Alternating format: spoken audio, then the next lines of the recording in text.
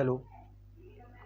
तो मैं अभिनव अग्रवाल फिर से स्वागत करता हूं आपका अपने इस यूट्यूब चैनल फिज़िक्स 2.0 पर। तो मैंने अभी 2 दिन पहले एक वीडियो अपलोड करी थी कि how to prepare in 4 months for IIT JAM. तो उसमें जिनको भी कुछ कमेंट आए, जिनको भी ज़रूरत थी, उन लोगों के कुछ कमेंट थे टेस्ट सीरीज़ को लेके, और एक कमेंट था शायद इंटरव्यू को लेके।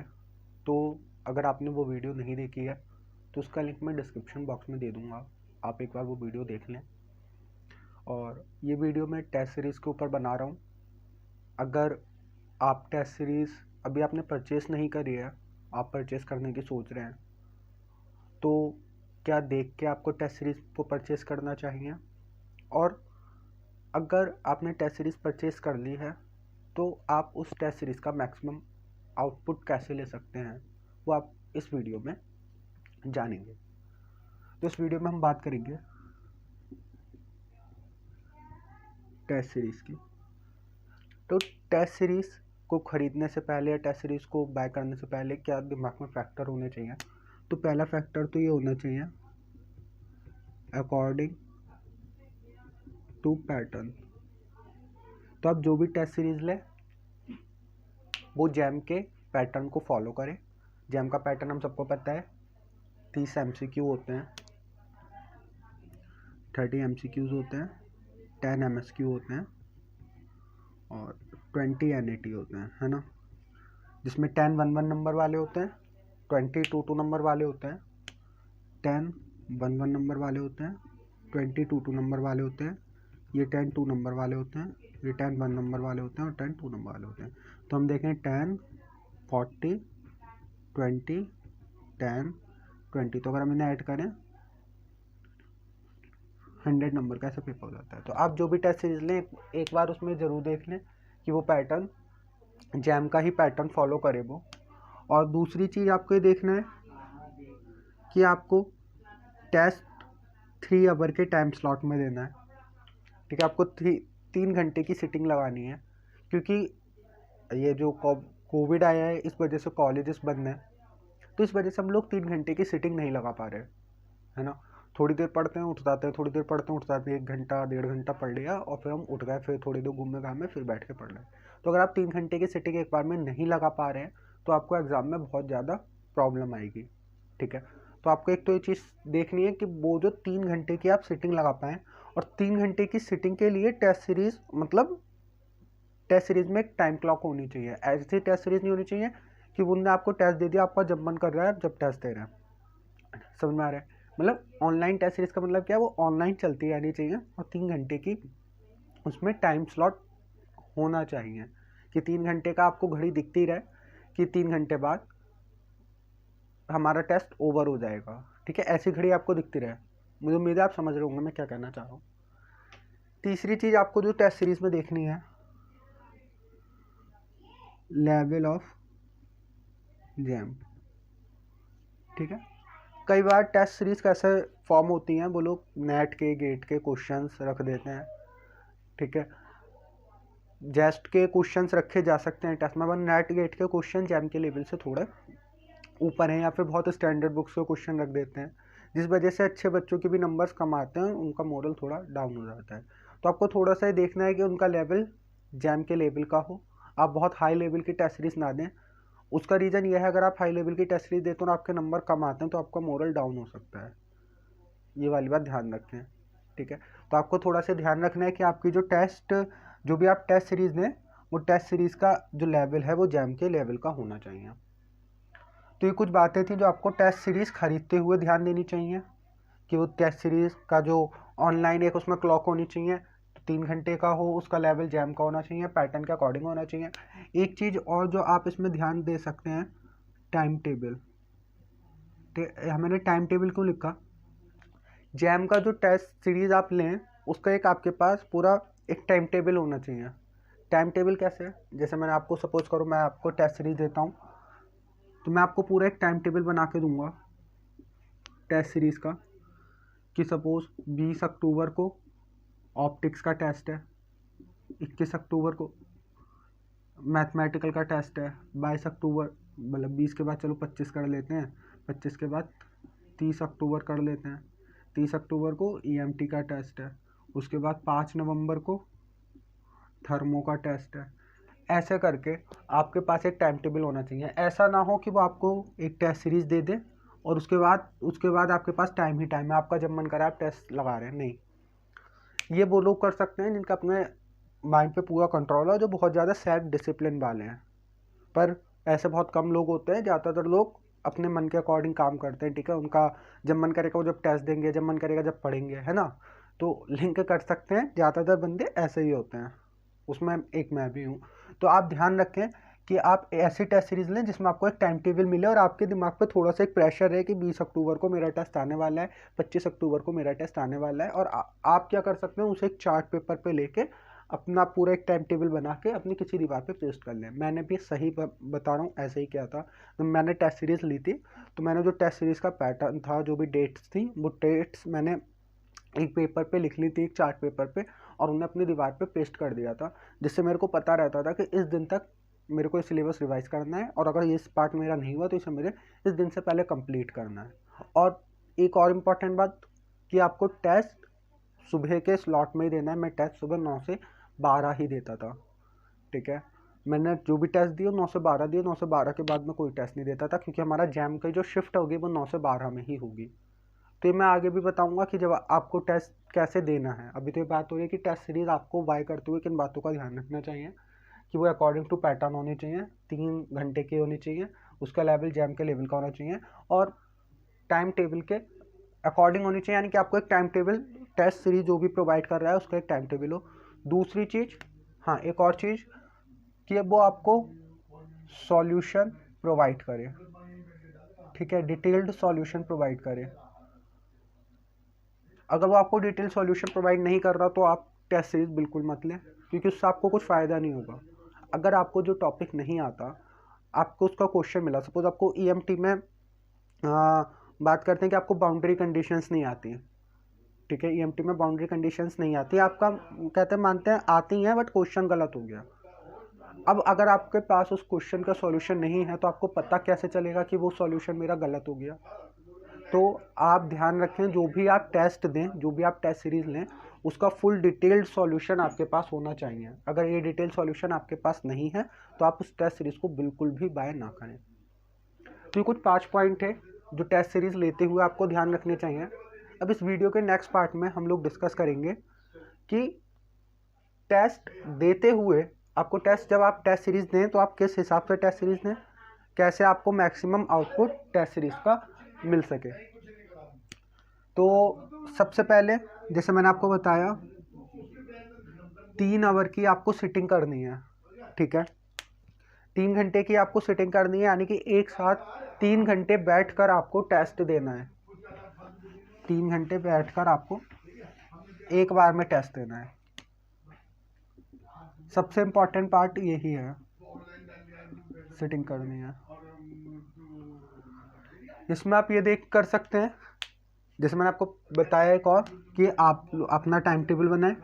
ये टाइम टेबल आप जो भी आपको टेस्ट सीरीज प्रोवाइडर दे रहा है, ठीक है, जो भी आपको टेस्ट सीरीज दे रहा है, वो जैसा भी आपको टाइम टेबल दे रहा है उसी टाइम टेबल को फॉलो करें, ठीक है। और अगर आप अपना चाहें तो अपना भी बना सकते हैं, पर आप कोशिश करें कि आप उसी के अकॉर्डिंग टेस्ट सीरीज़ के टाइम टेबल को ही फॉलो करते हुए चलें, वरना आप अपने अकॉर्डिंग भी वो टाइम टेबल फॉर्म कर सकते हैं। तो आप ये टाइम टेबल ज़रूर बनाएं जिसके अकॉर्डिंग आपको टेस्ट देना है। कि आपको पहले सपोज आपका पहला टेस्ट मैथमेटिकल फिजिक्स का है, तो मैथमेटिकल फिजिक्स से पहले जो भी उस टेस्ट का सिलेबस है उतना सिलेबस आपका कंप्लीट होना चाहिए, उसी के बाद आप टेस्ट दें।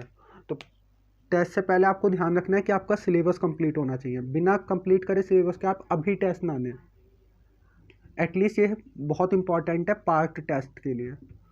तो जो भी आपके पार्ट टेस्ट है, ठीक है, पार्ट टेस्ट है, उसके लिए आपका सिलेबस कंप्लीट होना चाहिए। पार्ट टेस्ट कैसे होते हैं, जैसे मैंने आपको कहा मेरा पहला टेस्ट मैथमेटिकल फिजिक्स का है, मैं टॉपिक वाइज टेस्ट की बात नहीं कर रहा, पार्ट टेस्ट की बात कर रहा हूँ। सपोज आपका सिलेबस मैथमेटिकल फिजिक्स का है, तो मैंने आपसे कहा मैथमेटिकल फिजिक्स में पूरा वेक्टर कैलकुलस आएगी, और आपके मैट्रिक्स आएंगे, और आपकी ऑर्डिनरी डिफरेंशियल इक्वेशंस आएगी। और ये टेस्ट आपका 20 अक्टूबर को है।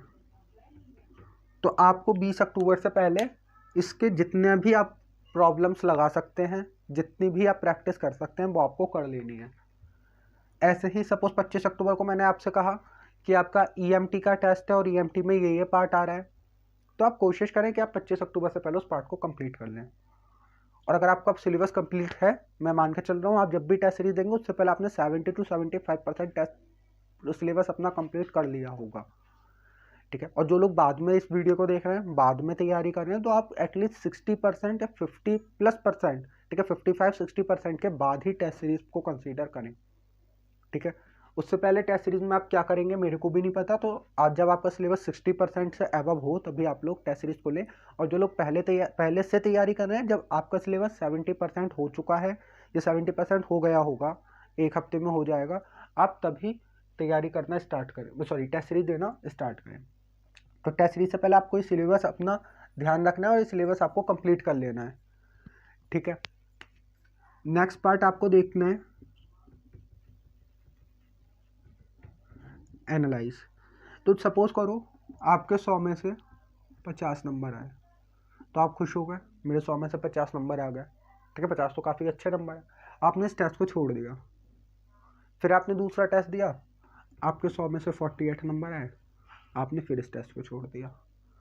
तो आपको इस टेस्ट में 100 में से 50 का आता था, मैं मानता हूँ आपने 60 का अटैम्प्ट करा होगा, ये 65 का अटैम्प्ट करा होगा, तभी आपके 50 नंबर आएंगे। एक बात और ध्यान रखना, अगर किसी के 52 नंबर आ रहे हैं, 54 नंबर आ रहे हैं, 60 नंबर आ रहे हैं, तो इसका मतलब उसने 70 to 75% पेपर अटैम्प्ट करा है, या एटलीस्ट 70% पेपर अटैम्प्ट करा है। जिसके 70-75% मार्क्स आ रहे हैं, उसने 90+ % पेपर अटैम्प्ट करा है। ठीक है, या 80+% पेपर अटैम्प्ट करा है। आप किसी से भी पूछ लो, अगर उसके 70 नंबर आ रहे हैं तो उसने एटलीस्ट 80 to 85% पेपर अटैम्प्ट करा है, तो कुछ निगेटिव मार्किंग हो के उसके 70% नंबर आए। जिसने 50 to 55% जिसके मार्क्स आ रहे हैं, उसने 65 to 70 पेपर % अटैम्प्ट करा है। 10% लोग एक्स्ट्रा अटैम्प्ट करते हैं, 10% मार्क्स कट जाते हैं।